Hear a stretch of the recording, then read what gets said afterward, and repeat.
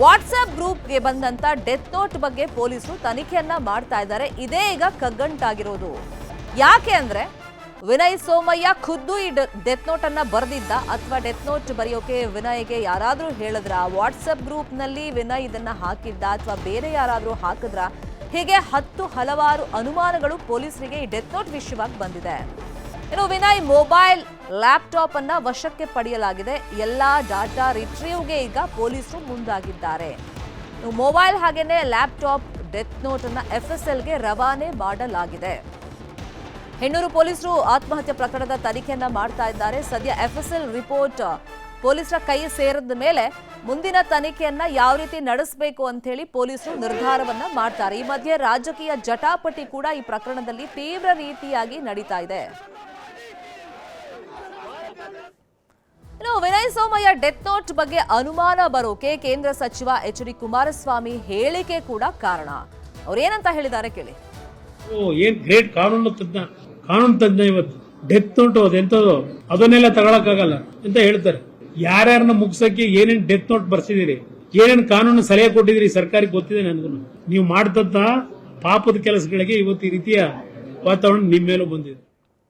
ಇದೇ ವಿಚಾರವಾಗಿ ಇನ್ನಷ್ಟು ಡೀಟೇಲ್ ಆಗಿ ಇನ್ಫಾರ್ಮೇಶನ್ ಕೊಡ್ತಾ ಹೋಗೋದಕ್ಕೆ ನೇರ ಸಂಪರ್ಕದಲ್ಲಿ ಕನೆಕ್ಟ್ ಆಗಿದ್ದಾರೆ ನಮ್ಮ ರಿಪೋರ್ಟರ್ ಮುನಿರಾಜು. ಈ ಪ್ರಕರಣದಲ್ಲಿ ರಾಜಕೀಯ ಜಟಾಪಟಿ ಏನೇ ಇದ್ರೂ ಪೊಲೀಸರು ಅವ್ರ ಕೆಲಸವನ್ನ ಮಾಡಬೇಕಾಗುತ್ತೆ. ಸೊ ಇದರಲ್ಲಿ ಈಗ ಡೆತ್ ನೋಟ್ ಬಗ್ಗೆ ಅನುಮಾನಗಳು ಬರೋದಕ್ಕೆ ಏನೇನು ಕಾರಣ ಆಯ್ತು? ಶರ್ಮಿತಾ, ಈ ಒಂದು ಪ್ರಕರಣದಲ್ಲಿ ಪೊಲೀಸರಿಗೆ ಆ ಒಂದು ಡೆತ್ ನೋಟ್ ಏನಿದೆ ಅದು ದೊಡ್ಡ ಕಗ್ಗಂಟಾಗಿ ಪರಿಣಮಿಸ್ತಾ ಇರೋದು. ಯಾಕಂದ್ರೆ ಡಿಜಿಟಲ್ ರೂಪದಲ್ಲಿ ಈಗ ಡೆತ್ ನೋಟ್ ಇರೋದ್ರಿಂದ ಅದನ್ನು ಯಾವ ರೀತಿ ಪರಿಗಣನೆ ಮಾಡಬೇಕು ಅನ್ನೋ ಒಂದು ಪ್ರಶ್ನೆ ಕೂಡ ಉಂಟಾಗುತ್ತೆ. ಯಾಕಂದ್ರೆ ಅದನ್ನ ಬೇರೆ ಯಾರಾದ್ರೂ ಬರೆದು ಅದನ್ನ ಫಾರ್ವರ್ಡ್ ಮಾಡಿರ್ಬೋದು, ಅಥವಾ ಇವರೇ ಬರೆದಿದ್ದಾರೆ ಅನ್ನೋ ಒಂದು ಅನುಮಾನಗಳು ಕೂಡ ಉಂಟಾಗುತ್ತೆ, ಅಥವಾ ಇವ್ರ ಕೈಯಲ್ಲಿ ಯಾರಾದ್ರೂ ಬರೆಸಿ ಅದನ್ನ ಆ ಒಂದು ಗ್ರೂಪ್ ನಲ್ಲಿ ಶೇರ್ ಮಾಡಿದಾರೆ ಅನ್ನೋ ಒಂದು ಸಾಕಷ್ಟು ಪ್ರಶ್ನೆಗಳೀಗ ಪೊಲೀಸರಿಗೆ ಉಂಟಾಗ್ತಾ ಇದೆ.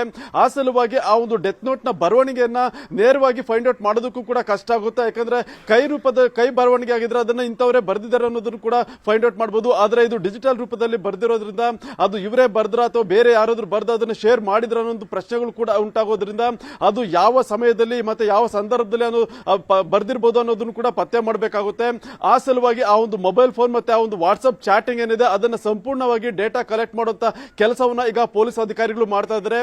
ಈ ಒಂದು ಪ್ರಕರಣದಲ್ಲಿ ಏಕಾಏಕಿ ಕಾನೂನು ಕ್ರಮ ಕೈಗೊಳ್ಳೋದಕ್ಕಿಂತ ಮುಂಚೆ FSL ನಿಂದ ಅಧಿಕೃತವಾಗಿ ಕೆಲವು ರಿಪೋರ್ಟ್ಸ್ ಬೇಕಾಗುತ್ತೆ. ಆ ಒಂದು ರಿಪೋರ್ಟ್ಸ್ ಬಂದ ಬಳಿಕ ಇದನ್ನ ತನಿಖೆಯನ್ನ ಮುಂದುವರಿಸೋದಕ್ಕೆ ಪೊಲೀಸ್ ಅಧಿಕಾರಿಗಳು ಕೂಡ ಈಗ ಮುಂದಾಗ್ತಾ ಇರೋದು. ಅದರಿಂದ ಈಗಾಗಲೇ ಲ್ಯಾಪ್ಟಾಪ್ ಮತ್ತೆ ಮೊಬೈಲ್ ಫೋನ್ ಅನ್ನ FSL ಗೆ ರಿಟ್ರೀವ್ ಮಾಡೋದು ಕಳ್ಸಿಕೊಟ್ಟಿದ್ದಾರೆ. ಆ ಒಂದು ರಿಟ್ರೀವ್ ನ ಎಲ್ಲಾ ಡೇಟಾ ಕಂಪ್ಲೀಟ್ ಆಗಿ ಹೊರಗಡೆ ಬಂದ ನಂತರ ಅದು CDR ಮತ್ತೆ ಪರಿಶೀಲನೆ ಮಾಡ್ತಾರೆ. ಮತ್ತೆ ಟವರ್ ಲೊಕೇಶನ್ ಕೂಡ ಇಂಪಾರ್ಟೆಂಟ್ ಆಗುತ್ತೆ. ಯಾವ ಸಂದರ್ಭದಲ್ಲಿ ಆ ವ್ಯಕ್ತಿ ಆ ಒಂದು ಮೊಬೈಲ್ ಅನ್ನ ಬಳಕೆ ಮಾಡಿರಬಹುದು ಮತ್ತೆ ಆ ಮೊಬೈಲ್ ಇದ್ದಂತ ಸ್ಥಳ ಯಾವುದು ಅನ್ನೋದು ಕೂಡ ಪರಿಶೀಲನೆ ಮಾಡಿ ಆನಂತರ ಅದನ್ನ ತನಿಖೆ ಮಾಡುವಂತ ಕೆಲಸವನ್ನು ಮಾಡ್ತಾರೆ. ಈ ಒಂದು ರಿಪೋರ್ಟ್ಸ್ ಬಂದ ಬಳಿಕ ಅಂದ್ರೆ ಇನ್ನು 3-4 ದಿನಗಳಲ್ಲಿ ಈ ಒಂದು ವರದಿ ಬರುತ್ತೆ. ಆ ಬಳಿಕ ಈ ಒಂದು ಪ್ರಕರಣದ ತನಿಖೆಯನ್ನ ಮುಂದುವರಿಸೋದಕ್ಕೆ ಈಗ ಪೊಲೀಸ್ ಅಧಿಕಾರಿಗಳು ಚಿಂತನೆಯನ್ನ ಮಾಡ್ತಾ ಇದ್ದಾರೆ. Sharmita, fine, thank you Muniraju. ತಮ್ಮೆಲ್ಲ ಇನ್ಫಾರ್ಮೇಶನ್ಗೆ ಫಾಲೋ ಅಪ್ ಮಾಡೋಣ ಮುಂದೆ.